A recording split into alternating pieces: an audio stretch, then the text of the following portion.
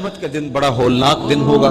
اس دن جب بندے قبروں سے اٹھیں گے تو قبروں سے برہنہ اٹھائے جائیں گے، قبروں سے جب اٹھائے جائیں گے تو وہ کفن ان سے اتار لیا جائے گا۔ یہ بات جب ام المومنین سیدہ عائشہ رضی اللہ تعالی عنہا نے سنی تو ان کا وجود تھر تھر کانپنے لگا اور عرض گزار ہوئی یا رسول اللہ پھر ہمیں ایک دوسرے سے حیا نہیں آئے گی؟ فرمایا عائشہ معاملہ اس سے بھی آگے ہے۔ مطلب کیا؟ اگر کسی کو ہوش رہا تو حیا آئے گی نا، ہوش اڑے ہوئے ہوں گے، ہول قیامت طاری ہوگا، بدن کانپ رہے ہوں گے، کلیجے لرز رہے ہوں گے، دل خوف سے پانی پانی ہو رہے ہوں گے، پتے پانی ہو جائیں گے، تو حشر کے میدان میں جب لوگ جائیں گے تو سب سے پہلا سوال جو رب لوگوں سے پوچھے گا وہ کیا ہوگا؟ صحیح حدیث میں آتا ہے ان اول ما یحاسب بہ العبد بصلاتہ، قیامت کے دن بندوں سے اللہ تعالیٰ سب سے پہلا سوال یہ پوچھے گا کہ کیا تم نے نماز پڑھی تھی؟ سب سے پہلا سوال یوم حشر میں قیامت کے دن نماز کے بارے میں، اور اللہ تعالیٰ جل شانہ قیامت کے دن لوگوں کو اپنے حضور سجدہ ریز ہونے کا حکم دے گا کہ آج مجھے سجدہ کرو۔ دنیا پر کوئی سجدہ کرتا ہے یا نہیں کرتا؟ قیامت کے دن تو چاہے گا کہ بھی سجدہ ریز ہو جاؤں، بلکہ کافر بھی چاہیں گے کہ ہم بھی سجدہ ریز ہو جائیں۔ جب اللہ کی طرف سے سجدے کا حکم ہوگا تو بتوں کو سجدہ کرنے والے بھی سوچیں گے کہ آج ہم رب کو سجدہ کریں کہ اس کے حکم کی تعمیل ہو جائے، لیکن سجدہ کرنا چاہیں گے تو بے نمازیوں کی کمر اکڑ جائے گی، وہ سجدہ کرنا چاہیں گے بھی لیکن سجدہ نہیں کر سکیں گے، اور پھر رب کے سامنے جو ذلت اٹھانا پڑے گی، جو رسوائی اٹھانا پڑے گی، اس کو لفظوں کا پیراہن نہیں دیا جا سکتا۔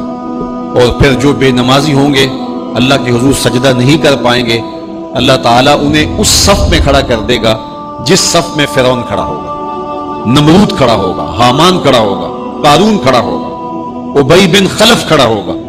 دشمنان خدا جس صف میں کھڑے ہوں گے بے نمازی کو اس صف میں کھڑا کر دیا جائے گا۔ میری لمبی تقریر نہیں، میں یہ آپ سے پوچھتا ہوں اور اپنے آپ سے پوچھتا ہوں، کیا ہم یہ گوارا کرتے ہیں کہ حشر کے دن ہمیں فرعون کے ساتھ کھڑا کر دیا جائے؟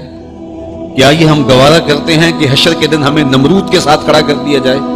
کیا یہ ہماری طبیعت اس کو برداشت کر سکے گی کہ رسول اللہ کے دشمنوں کے ساتھ ہمیں کھڑا کر دیا جائے؟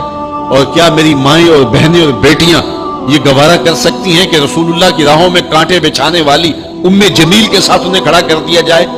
یقیناً ہم کبھی نہیں چاہیں گے، ہم یہ رسوائی کبھی برداشت نہیں کر سکتے۔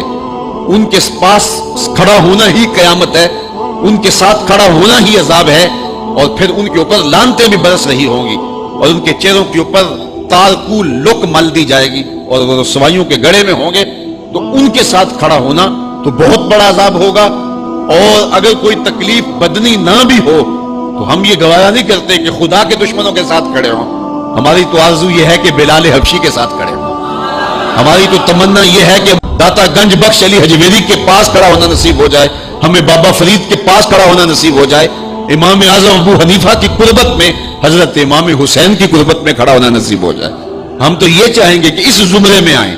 کل میں نے عرض کیا تھا 2 ہی برادری رہ جائے گی قیامت کے دن، باقی ساری برادریاں ٹوٹ جائیں گی، ساری عمارتیں ٹوٹ جائیں گی، صرف 2 برادریاں، ایک یہ برادری جس کا سردار ابو جہل ہوگا، ابو لہب ہوگا، اور ایک وہ برادری جس کے سردار محمد عربی ہوں گے۔